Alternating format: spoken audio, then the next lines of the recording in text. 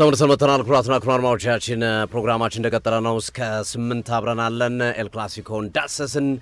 ትናንት በጣም ውብ ጨዋታ ተመለከትን። አእምሮ የሚያድስ ምሽት ነበር የትናንትናው ጨዋታ።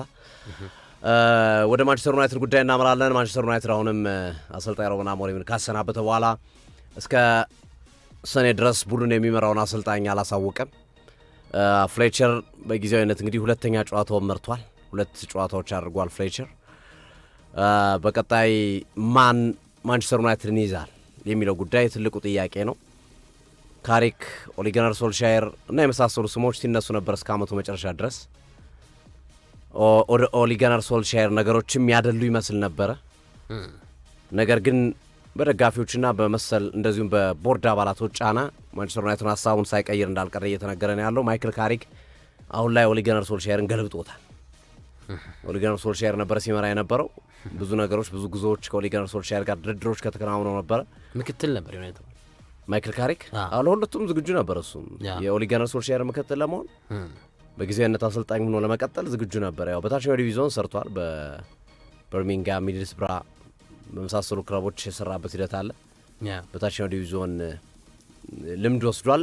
የሆነ ሰዓት ላይ በጣም ሲወራለት ነበር ማይክል ካሪክ በጣም ሲወራለት ነበር። በተከታታይ ጨዋታዎችን እያሸነፈ ጥሩ ቡድን ይዞ ሲጓዝ ነበረ። በኋላ ላይ ደግሞ እንደገና ወደ ኋላ ፈገፈገ እና ካሪክ ለጊዜው ማንቸስተር ዩናይትድ እንዲመራ ሊመረጥ እንደሚችል ይጠበቃል። ለቀጣዩ ጨዋታ የማንቸስተር ዩናይትድ ደርቢ ላይ አዲሱን ጊዜያዊ አሰልጣኝ ነው ይሄኛውም። ካሪክን ቢሾም ኦሊ ጉናር ሶልሻየርን ቢሾም ተመሳሳይ ነገር ነው የምንመለከተው።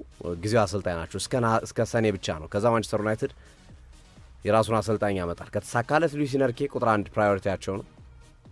ካልተሳካለት እንደ ግላስነር፣ ማርኮ ሲልቫ፣ አንዶኒ ራዮላ፣ ኡናይ ኤምሪ እያልን በጣም በርካታ አማራጮችን ይዞ እየተንቀሳቀሰ ነው ያለው። በነገራችን ላይ የሉዊስ ኢነርኬ ጉዳይ ከባድ ነው። አይሆንም ማለት ሳይሆን ግን አስቸጋሪ ነው። አስቸጋሪ የሆነበት ምክንያት ማንቸስተር ዩናይትድ አንደኛ ቢያንስ በአውሮፓ መድረክ የመጨረስ ግዴታ ይኖርበታል እሳቸውን ለማግኘት። ሁለተኛ ደግሞ ፔፕ ጋርዲዮላ ይለቃሉ ከማንቸስተር ሲቲ። ስለዚህ ማንቸስተር ሲቲ ይበልጥ እርሳቸውን የመውሰድ ፍላጎት እና ሀሳብ ሊያሳይ ይችላል ተብሎ ይጠበቃልና ሁለተኛና ሶስተኛ አማራጭ መያዝ ግድ ይላቸዋል ማንቸስተር ዩናይትዶች። በሉዊስ ኢነርኬ ብቻ አተማመኑ ወይ ቃሉን ካልሰጠ እስካሁን ምንም አላለም። እሱ አዲስ ነገር ብቻ ፈልጋለሁ ነው ያለው። አዲሱ ነገር ሲቲ ነው፣ አዲሱ ነገር ዩናይትድ ነው፣ አልተናገረም። አዲሱ ነገር ሌላ ሀሳብ አለው፣ ብሔራዊ ቡድን ያሰለጥናል ወይስ ሌላ አልተናገረም። ግን ከፒኤስጂ ጋር አይቀጥልም። ይሄ ለማንቸስተር ዩናይትድም ተስፋ ይሰጣል፣ ለማንቸስተር ሲቲም ተስፋ ይሰጣል። ሌሎችም እሱን የሚፈልጉ ክለቦች ካሉ ተስፋው አለ ማለት ነው። እድሉ አለ። አሁን እድሉን አጠቃቀሙ ነው። ላይክ እንደ ዶናሮማ እንዳይሆን። ዶናሮማ ከፒኤስጂ ሲለቅ ማንቸስተር ዩናይትድ ከፍተኛ ፍላጎት ነበሩ። አሰልጣኝ ሩበን አሞሪም ዶናሮማና ኢሚሊያኖ ማርቲኔዝን ነበር የፈለጉት። አንደኛ ምርጫቸው ዶናሮማ፣ ሁለተኛው ምርጫቸው ኢሚሊያኖ ማርቲኔዝ ነበር። ያው ዶናሮማ ሲቲን ስለመረጠ በኋላ ላይ በቴክኒክ ክፍሉ ውሳኔና ሀሳብ መሰረት የመጣው ሰን ላመንስ ነው። የእርሳቸው ፍላጎት አልነበረም እና እንደዚህ አይነት ነገር ሊሆን ይችላል። ወይም ሉዊስ ኢነርኬ ግድ የለም ቶፕ 4ም ባይጨርስ አውሮፓ መድረክም ባይጨርስ እኔ ዝቅ ብዬ ሰርቼ ትልቅ ክለብ መስራት እንደምችል ማሳየት እፈልጋለሁ ብሎ ከመጡን ያደንቃቸዋል። በዚህ ሀሳብ ብቻ ያስደንቃል። ሜስ የሆነ ክለብ ወይም የተዘበራረቀበትን ክለብ ለማስተካከል ብዙ ጊዜ ሃይ ሌቭል የሆኑ አሰልጣኞች ወይም ዓለም ላይ ያሉት ትልልቅ አሰልጣኞች እንዲህ አይነት ነገሮችን አይደፍሩም። ጋርዲዮላም አይደፍርም፣ የትኛውም አሰልጣኝ አይደፍርም። እንዲሁም በንጽጽር ካለው አንቸሎቲ ኤቨርተን መጥቶ አሰልጥኗል እንጂ ብዙዎቹ ትልልቅ አሰልጣኞች የሚፈልጉት ትልልቅ ፕሮፋይል ያለው ቡድን፣ አቅም ያላቸው ተጫዋቾች ስብስብን ነው የሚፈልጉት። ጋርዲዮላ ባርሴሎና ወጥቶ ወርቅ ስብስብ ያለውን ባየር ሙኒክን ነው የተቀላቀለው። ጀርመን እግር ኳስ ዶሚኔት አደረገ በዛ። ከዛ እንደገና መጥቶ ሲቲ ነው የገባው። ዘሴም ነው ሲቲ የጋላክቲኮ ስብስብ ነው። ሉዊስ ኢነርኬም ከባርሴሎና በኋላ ስፔን ብሔራዊ ቡድን አሰልጥነዋል።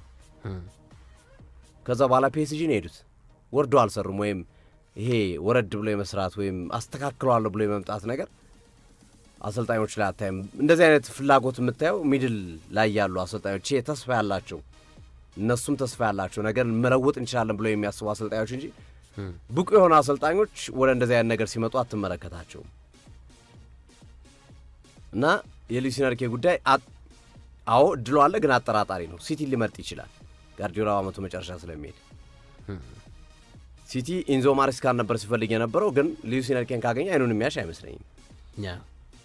ዶናሩማ ግን ይህንን ጉዳይ ባንክሮ የሚከታተል ተጫዋች ነው። ምክንያቱም ዶናሩማ እና ሉዊስ ኤንሪኬ ተጋጭተው ነው። ሉዊስ ኤንሪኬ አጫዋታ አይመቸኝም ብለው ነው ከፒኤስጂ ያሰናበቱት፣ ዋንጫ የምትወላቸውም ጭምር ማለት ነው። ስለዚህ የዶናሩማ ጉዳይ ያበቃለታል፣ እንደ ያያ ቱሬ ማለት ነው።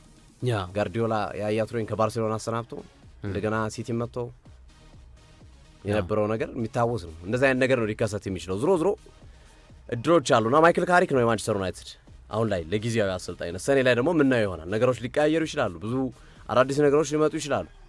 ያልተጠበቀ አሰልጣኝ ለምሳሌ ዲዘርቢ ምቅዳቸው ውስጥ አለ።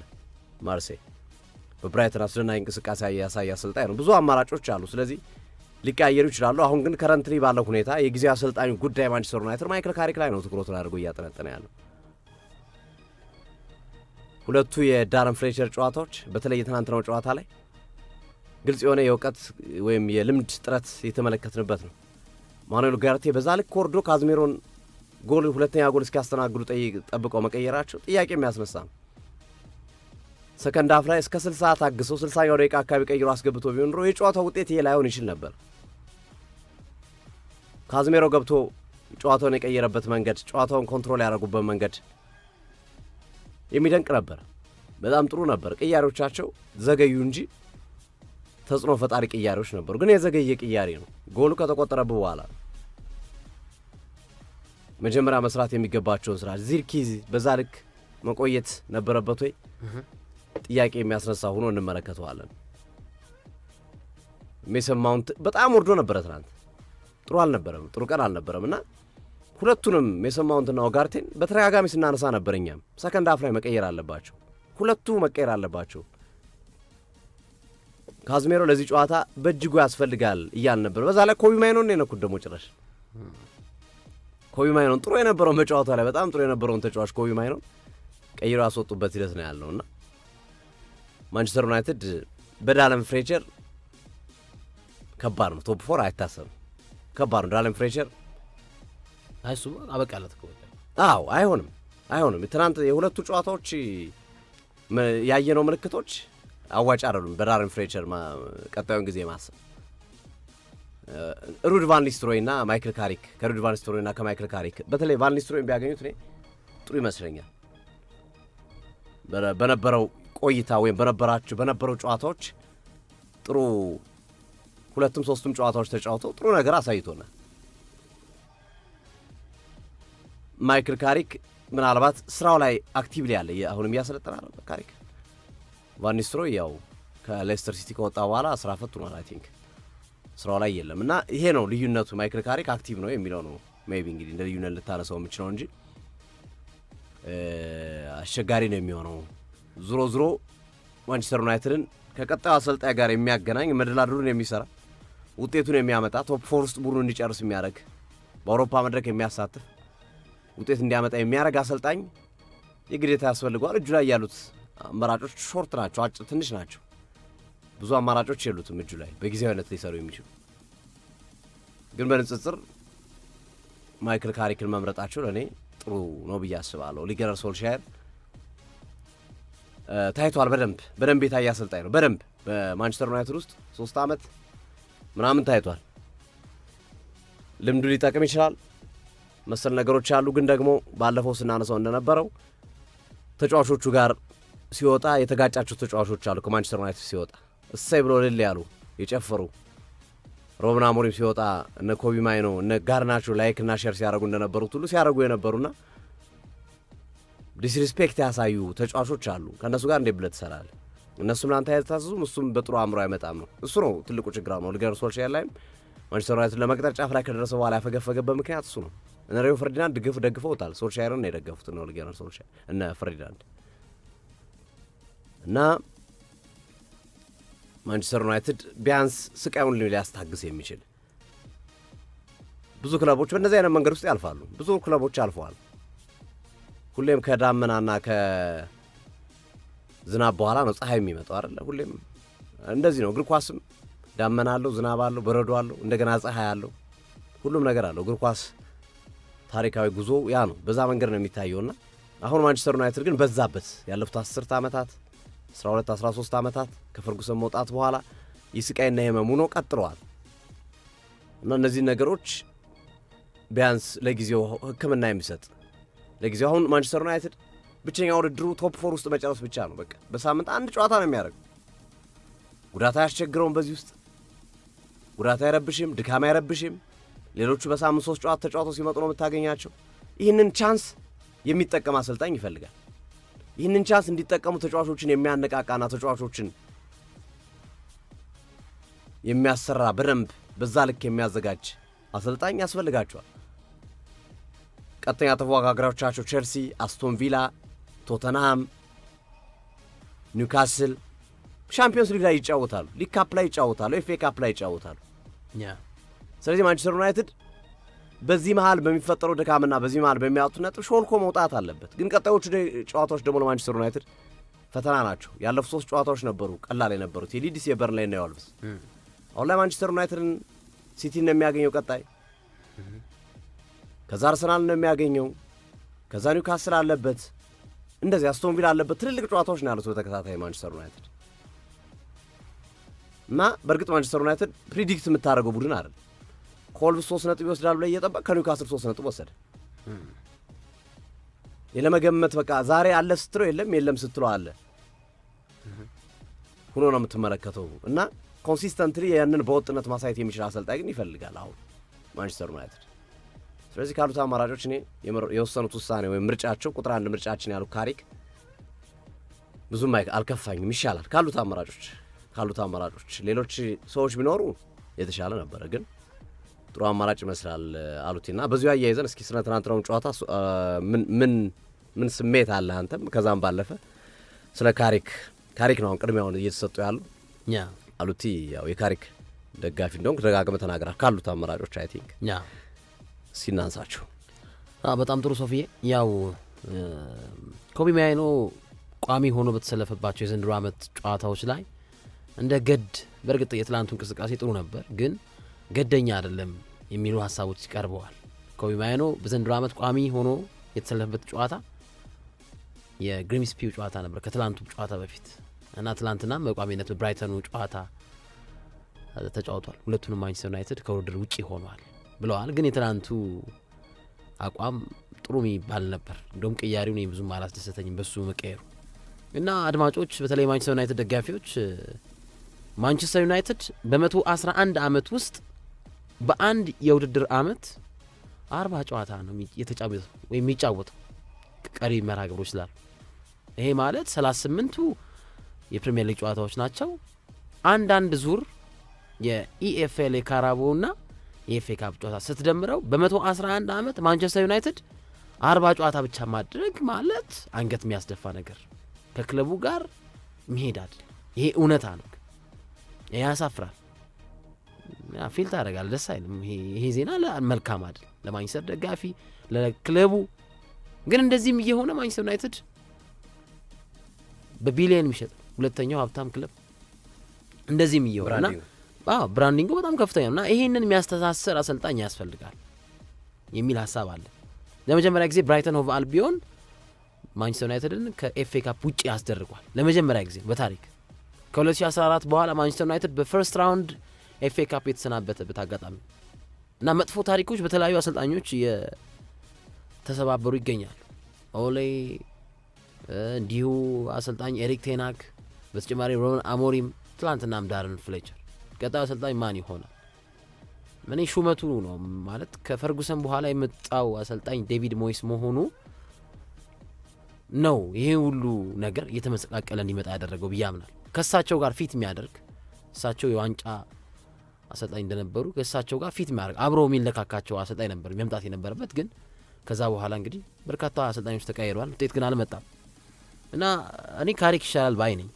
ይሄን ያልኩት ማለት ካሉት አሰልጣኞች ውስጥ ካንዲዴት ሆነው ከቀረቡት ውስጥ ማለት ነው እና ኦማር ቢረዳና ዊል ሎክስ በጣም ሰፋ ያለ ዲስከሽን አድርገዋል እና ሁለቱ ስፖርቲንግ ዳይሬክተሮች ናቸው ካሪክን ምርጫ ያደረጉት የሚሉ ዘገባዎች በተለይ አትሌቲክም አሰልጣኝ ካሪክ የዩናይትድ ዋና አሰልጣኝ ሆኖ ይቀጥላል ብለዋል እና ግን ቅጥሩ ወደ ኦሌ ያደላ ይመስል ነበር። ግን አሁን ታማኝነት ያላቸው መረጃዎች እንደስተጋቡት መረጃ ከሆነ ቀጣዩ ሰዓታት ላይ ካሪክ ከዩናይትድ ጋር ፊርማ ያደርጋል። በቅዳሜ ማንቹሪያን ደርቢ ጨዋታ ላይ ካሪክ ይህንን ቲም ይዞ ይገባል የሚል ዘገባዎች እየወጡ ይገኛሉ። እንግዲህ በማንቸስተር ዩናይትድ ቤት 3 ጨዋታዎችን መርቷል። በኬርቴከር አሰልጣኝነት 2.73 የማሸነፍ ፖይንት ፐር ጌም ነበረው። ግን በቻምፒዮንሺፕ ቆይታው ነው ያው የቻምፒዮንሺፕ ቲምና ጨዋታ አንተ አንመለከትም ማንም ማለት ይሄ ፕሌይ ኦፍ ሲገቡ ካልሆነ በስተቀር ምናምን ፈልገ ስራዬ ብላ አታይም ማለት እውነት እንነጋገር ከተባለ እና ስለ ካሪክ የጨዋታ መንገድ ብዙዎቻችን ያው ጽሁፎችን እናነባለን፣ የተወሰነ ምስሎችን ለማየት ትሞክራለህ እንጂ በአይንህ ያየው ፕራይመሪ ኦፒኒየን የለም። ጽሁፎች ላይ ነው ዲፔንድ ሆነ የምትመለከተው። ግን አንዴ ሊግ ካፕ ላይ ነው ኤፍ ኤ ካፕ ላይ ከማንቸስተር ዩናይትድ ጋር ሲጫወት አይተናል። ያ እሱማ ልክ ሚድልስብራን ይዘው ያ በሚድልስብራ ጥሩ ነገር አድርጓል። በሚድልስብራ ማይክል ካሪክ ቢያንስ ጥሩ ነገር እንዳደረገ እናስታውሳለን እና ኦልሞስት በ136 ጨዋታዎችን የተጫወተ በሚድልስብራ እና 1.57 ፖይንት ፐር ጌም በጨዋታ የማግኘት ንጻሬው ማለት እና ያው አማተር አሰልጣኝ ነው። ግን ሮናልዶ ምን ብሏል መሰለ 2021 ላይ ካሪክ በጣም ጥሩ አሰልጣኝ ነው፣ ከሱ ጋር በመጫወቴ ደስተኛ ነኝ። እንዘን ካሪክ ትልቅ አሰልጣኝ እንደሚሆንም እመኛለሁ ይሆናልም ብሏል ሮናልዶ፣ ክርስቲያኖ ሮናልዶ ማለት ነው። እና የሆነ ነገር አሳይቶናል ቢያንስ በሚድልስብራ ቢያንስ ቲሙን ወደ ፕሪሚየር ሊግ ከፍ ለማድረግ ሚድልስብራ ቦልተን ወንደረስ በይሄ እነዚህ ፖርትስማውዝ ዊጋን አትሌቲክ ምናምን ይሄ በተለይ 90ዎቹ ላይ ምናምን እናስታውሳቸው ክለቦች ናቸው በቻምፒዮንሺፕ አሁን የሚገኙ ግን ፕሪሚየር ሊግ ላይ በጣም በቃ ደስ የሚሉ ነበሩ እና ሚድልስብራን ወደ ፕሪሚየር ሊግ ለማምጣት ሞከራ አድርገው ነበር ማይክል ካሪክ እና የአሰልጣኞች መጥፋት ነው። አሁን አሰልጣኞች ተመናምነዋል እና ለዛ ይመስላል አሁን ቼልሲ ማን ነው የቀጠረው? ሮሲኔሮን የቀጠረው ገና እኛ አሰልጣኝ በሃል ሲቲ በደርቢ የነበሩ ናቸው። ከዛ ስትራስቡርግ ነው ሄዱት እና የአሰልጣኝ መመናመን በቃ ሲቪያቸው ጥንቅቅ ያሉ አሰልጣኞች ወይ እያሰለጠኑ ይገኛሉ ወይ ደግሞ አንፈልግም ይላሉ። በቃ ደክሞናል ይላሉ። አሁን ክሎፕ እንደዛ ነው ያሉት።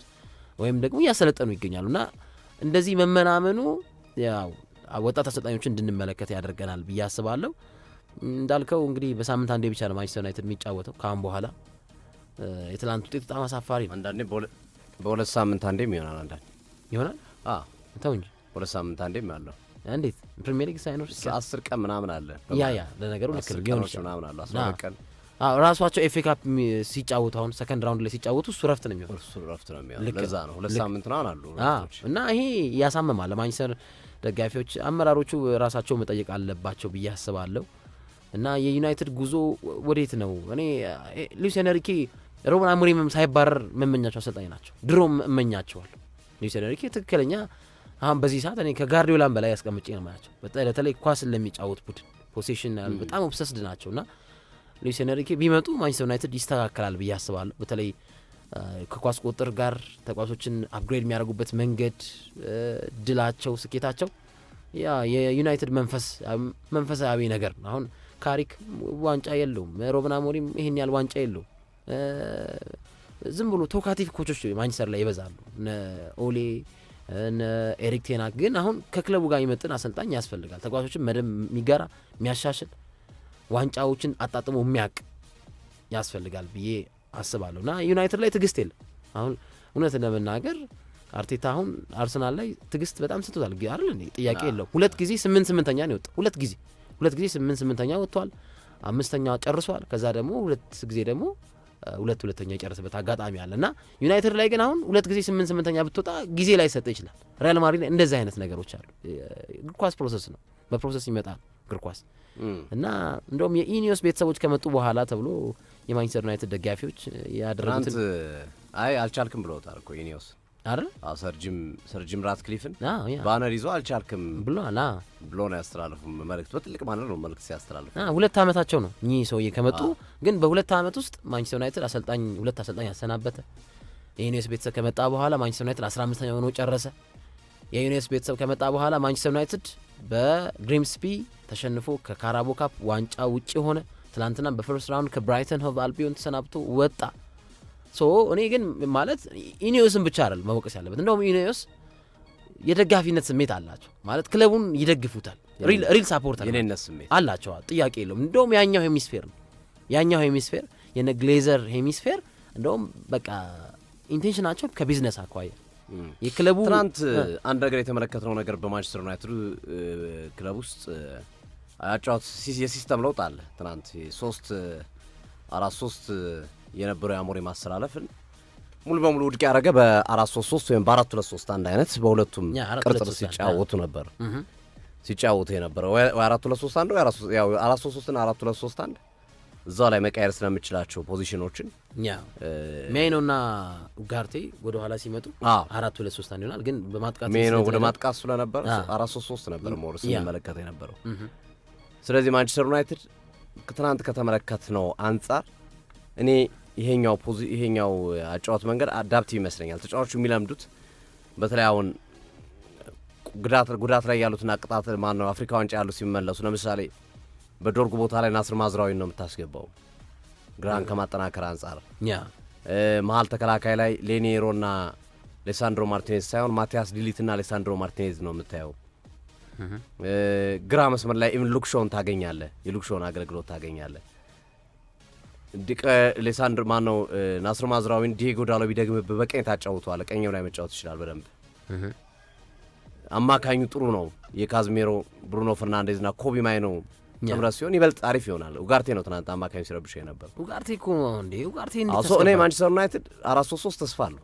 በተለይ ቶፕ 4 ውስጥ ለመጨረስ በሚያደርገው እንቅስቃሴ አዲስ የሚመጡም አሰልጣኝ ሌላ ሀሳብ ለመሞከር ካሰቡ ሊቸገሩ ይችላሉ። ግን የትናንት ነው በሀሳብ ደረጃ ጥሩ ነው። የተጫዋቾች አጠቃቀም ነው ዳረን ፍሌሸር ላይ ስህተት የተመለከተው።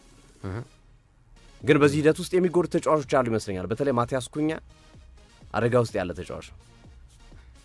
ምክንያቱም መስመሩን በደንብ ዘርግቶ መጫወት የሚችል አይደለም። 4-3-3 የመስመር ተጫዋቾች ናቸው ትልቅ አገልግሎት የሚሰጡ እንደነ ራሽፎርድ፣ አሌያንድሮ ጋርናቾ፣ ዳዥን ሳንቾ አይነት ተጫዋቾች ቢኖሩ በዚህ ሰዓት ይጠቅሙ ነበረ።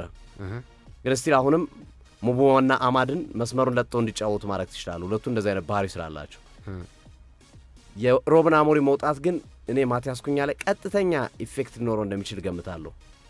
ተጽዕኖ ሊፈጥርበት ይችላል። ከአጫዋቱ ለሮብን አሞሪም ማጫወት የሚመች ነው። ሞር ፍላት 4-3-3 ወደ መስመር አስፍቶ የሚጫወት ሳይሆን ወደ ሚዱ ተጠግቶ የሚጫወት ተጫዋች ነው። ለቤንጃሚን ሼሽኮ ቀን የሚወጣለት ይመስላል ቀጣዮቹ ጊዜያቶች።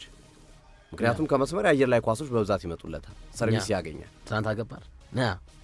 እሱን እጠብቃለሁ። ባለፈውም ጨዋታ አግብቷል፣ ትናንትም አግብቷል፣ በርንሌ ላይም አግብቷል በሽንፈት ውስጥም ስለዚህ እንደዚህ አይነት ነገሮችን አስተውላለሁ። መጪው ጊዜ ለማቲያስ ኩኛ ለእኔ አስቸጋሪ ይመስለኛል፣ ጥያቄ የሚነሳበት ይመስለኛል። የምናየው ነው የሚሆነው። ሼሽኮ ግን የሚያብብበት ነው። ሼሽኮና ብሩኖ ፈርናንዴዝ ቀጣዮቹ ጨዋታዎች ላይ ራሳቸውን በደንብ መግለጽ የሚችሉ ይመስለኛል።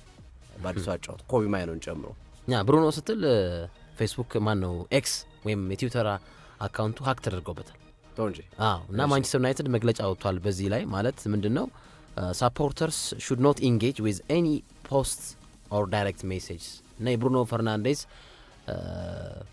ኤክስ ድረገጹ እንትን ብሏል ሀክ ተደርጓል እና በደጋፊዎች በማንኛውም መልእክቶች ላይ ተሳታፊ አትሆኑ የሚል መልእክቱን ማንቸስተር ዩናይትድ አጋርቷል። ይሄንን አሁን ከዚሁ ጋር በተገናኘ እናንሳው ብዬ ነው። ያው ኦልትራፎልድ ላይ እንግዲህ በጣም ሽንፈቶች በጣም በዝተዋል። ኦልትራፎልድ ላይ የሽንፈቶች ውጤቶች ተደጋጋሚ ውጤቶች በጣም ማጣት ላይ ነው ማንቸስተር ዩናይትድ ማለት ይቻላል። አትሊስት በሜዳ የምታደርጋቸውን ጨዋታዎች ማሸነፍ ነጥብ መያዝ ይገባል ብዬ አስባለሁ። ያንን በማንቸስተር ዩናይትድ ቤት እያየን አይደለም። ቀጣዮቹ ፊክስቸሮች በጣም ቶክሲክ ናቸው፣ ከባድ ናቸው። በጣም እንደ ህመም በለው ከሲቲና ከአርሰናል ያው አብረን የምንመለከ አንዴ አሁን የዩናይትድን ባህሪ እንትን ማለት ፎርካስት ማድረግ ከባድ። ግን እኔ አንድ ነገር ማንቸስተር ዩናይትድ ካለው ተፈጥሯዊ ባህሪ አንጻር ከሁለቱ አንዱ ቢያንስ ነጥብ ያስጥራል። ቢያንስ ማለት የለም ስትለው የሚኖር አይነት ቡድን የለም ስትለው ማለት ነው። አሁን ኒውካስልን ባለፈው 3 ነጥብ የወሰደበት መንገድ የማይጠበቅ ነው። የብሩኖ ጉማሬዥ የኦሊንተንን የነ ሳንድሮ ቶናሊን አማካኝ አፍርሶ ነው። እንዴት ነው ነው ጋርቴ እነ ካዝሜሮ ከነ ብሩኖ ጉማሬዥ ጋር የሚወዳደሩትና ድንገተኛ የሆነ ነገር ይፈጥራል ቡድኑ። በተለይ ትልልቅ ቡድኖች ጋር ሲጫወት ራሱ ለማሳየት ጥረት ያደርጋልና የልጆቹ መመለስ ጠቃሚ ነው። ምንም ጥያቄ የለም። ኢምቤሞና የአማድ መመለስ ለቀጣዮቹ 2 ጨዋታዎች በጣም ጠቃሚ ነው። ግን ስትመለከተው አሁን ማንቸስተር ሲቲም ከባድ ቡድን ነው። ኦልድ ትራፎርድ ላይ የሚደረግ ጨዋታ ነው። አርሰናልም ከባድ ቡድን ነው። እንደውም እኔ በሁለቱም ውጤት ሊያገኝ ይችላል፣ ግን በተለይ በአርሰናሉ ጨዋታ ለአርቴታ ታክቲክ ማንቸስተር አያንስም። ለአርቴታ ታክቲክ እንደ ቡድን ስትመለከተው አርሰናል በጣም ጥልቅ ነው። ተጫዋቾቹም አሪፍ ላይ ናቸው። እንደ ባየር ሙኒክና እንደ አስቶን ቪላ ከተጫወቱ ግን ያሸንፉታል። አያንስም። ለአርሰናል ጨዋታ አያንስም። ለአርቴታ ማንቸስተር አይ በባየር ሙኒክና በአስቶን ቪላ ሙድ ከተጫወቱ ያሸንፉታል። በሊቨርፑልና ሲቲን በቀረቡበት አቀራረብ ከቀረቡ ግን ውጤት ያጣል። ገዢ ነው። ገዢ ሀሳብ ነው። እስማማለሁ። እና ቀጣዮቹ ጨዋታዎች አፕሮቻቸው ይወስኗል። ያ ዴፊኒትሊ እሱ ነው። ካልፈራ እና ከፈራቶ አይሆንም። ግን አፕሮቹን ላይክ ባየር ሙኒክን የገጠመበት አስቶን ቪላ የገጠመበት የዘንድሮ ዓመት የአርሰናል መገለጫ ትልልቅ ቡድኖች ላይ የፍርሃት የሚያመነጭ ታክቲክ ነው። ቼልሲ፣ ማንቸስተር ዩናይትድ ራሱ፣ ሊቨርፑል፣ ሲቲ፣ ቶተንሃም ነው በቃ በደንብ ዶሚኔት አድርጎ ፍርሃት የሚያመነጭ አንድ እንትን አለ አይደል? ሰውነታችን ሆርሞን አርቴታ ተብሎ ተሰይሟል። እውነት ነው። እና እንደዛ ነው ማለት እኔ በዛ ነው የማየው። ማለት አፕሮቹን አስተካክሎ ሙኒክና አስቶን ቪላን በቀረበበት መንገድ ቀረበ ጨዋታውን ያሸንፋል። ግን አይቀርም። ሲቲ ችግር የለበትም። ሲቲ ይጫወታል፣ ምንም ችግር የለበትም። ለሲቲ አስቸጋሪ የሚሆነው ጨዋታ ኦልድ ትራፎርድ መሆኑና ተከላካዮቻቸው አለመኖራቸው ነው። ሮቢን ዲያስ የለም፣ ግቫርዲዮል የለም። በታዳጊው አይለንና በኩሳኖ ነው እየተጫወቱ ሊቀጥሉ የሚችሉት። እሱ ለሴሜኒዮም መጥቷላቸዋል። አጥቂው እኮ ምን ችግር የለበትም። ሴሜኒዮ መጣም አልመጣም አጥቂው እኮ ኖ ፕሮብለም። ጆኮ አለ፣ ከቅያሬው በለም ልክ ነው። ነው ሃላንድ አለ። ተጽዕኖ አይፈጥርም እያልኩ አይደለም፣ ግን አሁን ተከላካዩ ህመምተኛ እውነት ነው። የሁለቱም ቡድን ህመም ተከላካዩ እንጂ ሁለቱም አጥቂዎቻቸው ምርጥ እኮ ናቸው። ማንቸስተርም አሪፍ ነው፣ ሲቲም አሪፍ ነው። ስለዚህ እኔ ግን ካለው የቡድኑ ባህሪ አንጻር ከሁለቱ አንዱ ላይ የሆነ ነገር እንደሚሰራ ጠብቃለሁ። ወይ 3 ነጥብ ወይ አቻ ጠብቃለሁ ከሁለቱ አንዱ ቡድን ላይ ከማንቸስተር ዩናይትድ ካለው ልምድም አንጻር ማለት ነው። እሱና ያለን ብዬ አስባለሁ። ግን እንዳልከው ፊክቸሮቹ በሙሉ ፈታኝ አስቸጋሪና ለማንቸስተር ዩናይትድ ቶፕ 4 ለመጨረስ በሚደረገው እንቅስቃሴ ቀጣይ 5 እና 6 ጨዋታዎች ለአርሰናል አሉቲ በአንድ ወቅት ኤግዚት ኤግዛሙ ጀመረ አርሰናል ብላ ያነሳው ጥያቄ ነበር አይደል? የማንቸስተር ዩናይትድ የቶፕ 4 ኤግዚት ኤግዛሙ ይሄ ዋናው ያኛውን ጥሩ ነው ኤግዛም አላለፉም። የሊድስ የወልቭስ እና በርንሌይ ይሄኛው ደግሞ ዋናው በቃ የወቅቱ አሁን 12ኛ ክፍል ተፈታኞች እኮ እንደ ድሮ አይደለም። ድሮም በገፍ ነበር በእኛ ዘመን የምንገባው አይደል? እውነት በገፍ ሁሉም የሚገባ ነበር ያልፍ ነበር። አሁን ላይ በደንብ ሲሪየስ ሆኗል። ጥቂት ተማሪዎች ናቸው ወደ ዩኒቨርሲቲ የሚገቡትና ይሄኛውም እንደዚያ የማጥራት አቅም ያለው ነው። የማንቸስተር ዩናይትድን ጨዋታ የማንቸስተር ዩናይትድን ግጥሚያዎች የማንቸስተር ዩናይትድን ጨዋታዎች እና ቶፕ 4 ለቶፕ 4 ወይ ነጥብ ይሰበስብበታል ወይ በቃ ፈግፍጎ ተስፋ የሚቆርጥበት ነው የሚሆነው። ቀጣይ 4-5 ጨዋታዎች የማንቸስተር ዩናይትድ በጣም አሪፍ አርማዎቻችን። ቀጣይ ትኩረታችን ወደ አርሰናል ይሆናል። መሸጋገሪያ ዲጄ ዴቪ ያደርግልናል። አርሰናልን እናነሳለን። ክርስቲያን ሙስኬራ ከጉዳት ተመልሷል። እሱም መሰረት አድርገን የትናንትናውን ጨዋታ ዳሰሳ አድርገን በአርሰናል ቤት ውስጥ ያሉ አዳዲስ ጉዳዮችን እንቃኛለን። ሮብ ከቼልሲ ጋር ይጫወታል አርሰናል። ተመልሰን እንገናኝ።